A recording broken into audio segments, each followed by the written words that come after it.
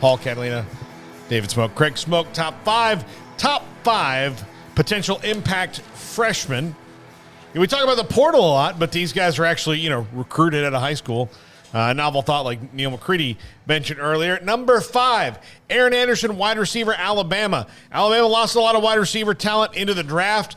They did bring in, what's his name? Jermaine Burton from Georgia. I almost said Jameson Williams. He's in the NFL now. But Jermaine Burton from Georgia. But this is a classic 4 or 5-star recruit going to Alabama, has a chance to make an impact. Year one, look, they got one of the best quarterbacks in the country. Wouldn't be surprised to see the freshman wide receivers in that program, particularly Aaron Anderson, make an impact early.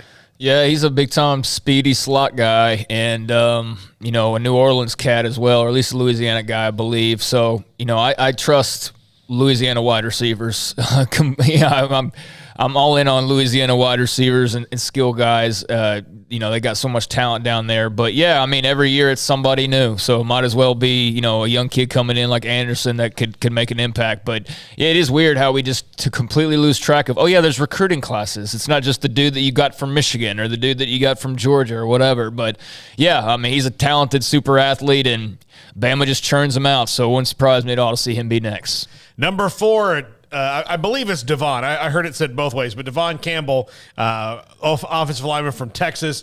This is a position, Craig's talked about it a lot, that is the most deficient on their roster right now, and he was the number 9 overall recruit at this position this year. And look, they've got a couple of freshmen, high-ranked freshmen that could come in, but he, being the one that's probably maybe the most ready to play, I would not be surprised to see 2, maybe even 3 first-year guys on the offensive line for Texas, probably headlined by him, because that's what they need. You watch the spring game, they've got a lot of spring players and all that, but whoever was back there taking snaps was running away from guys quite a bit.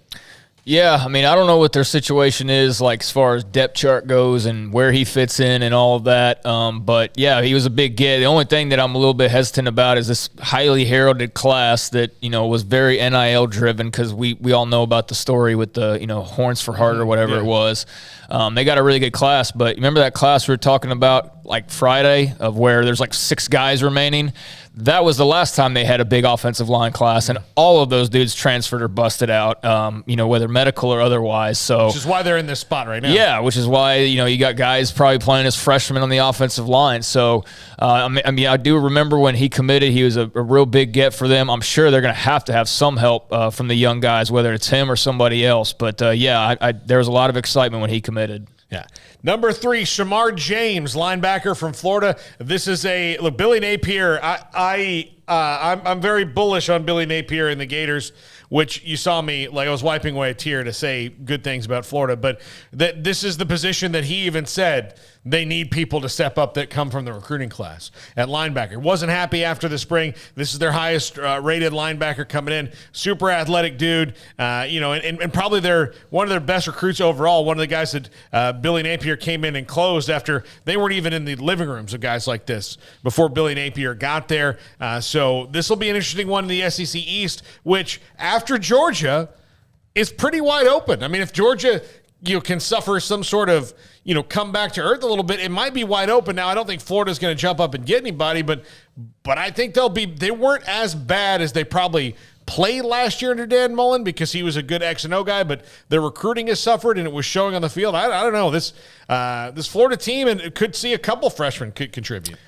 Yeah, possibly. I know he's a kid with a lot of talent. It's just going to be a matter of, is he ready to play? Not even so much as physically, but does he know what he's doing? Yeah. I think is the big question mark for a lot of freshmen is do they know their job? They know their assignment? Do they know where they're supposed to be? If he can get that down, then yeah, athletically, tools-wise, he's got all the things that you're looking for. But I think we'll definitely see a good bit of him this year. To what extent, I think it also, again, goes back to how much he can grasp of what they're doing. But if he can learn quick, then, yeah, he's going to be in line for some serious playing time.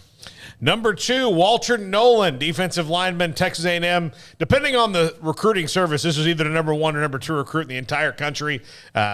And I'm sure he made a couple bucks in the NIL.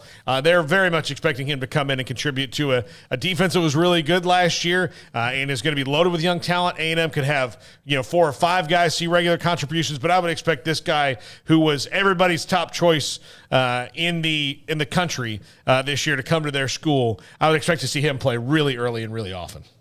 Yeah, he's a big old cat. I mean, he's a load out there, and A&M's carved out a nice little niche for themselves on the defensive line. In years past, they've recruited really well along that front, and yeah, I mean, he was somebody they had to kind of hold on to, basically, or it kind of got dicey there towards the end, if I remember it correctly, but they held on to him, and you don't get pursued by everybody he got pursued by and have that much attention if you're not somebody that probably everybody's expecting to see playing time early. So, yeah, I definitely expect him to be up front and taking up a lot of space for the Aggies. I wonder what position is the most difficult to have an immediate impact for overall.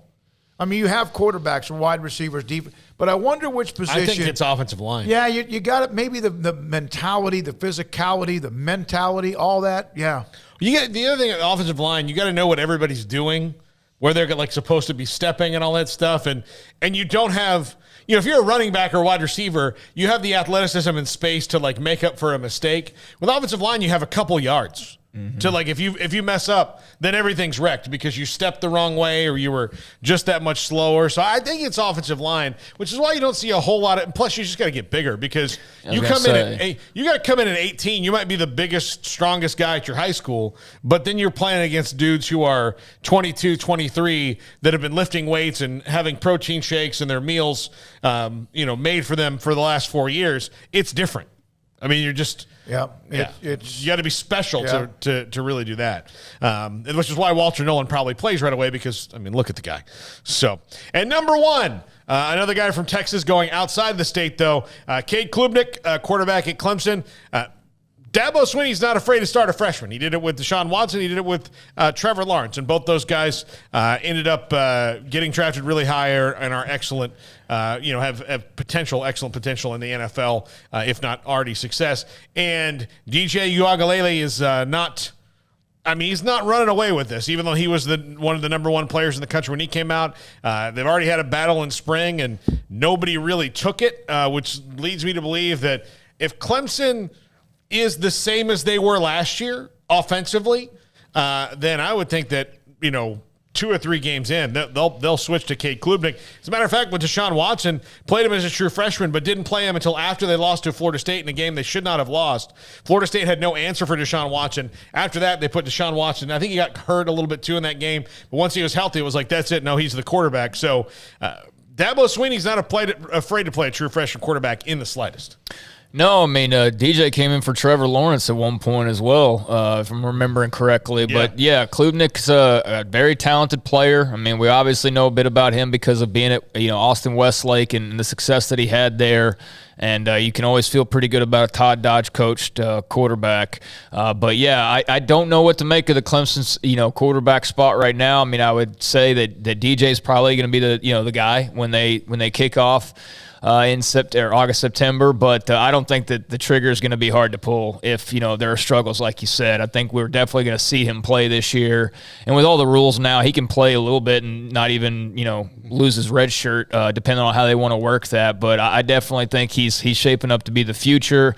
Although, DJ Uiagalelei could, end up having a big year. Maybe he has a big bounce back type of, star turn year. Certainly a lot of people are aware of him and know a lot about him.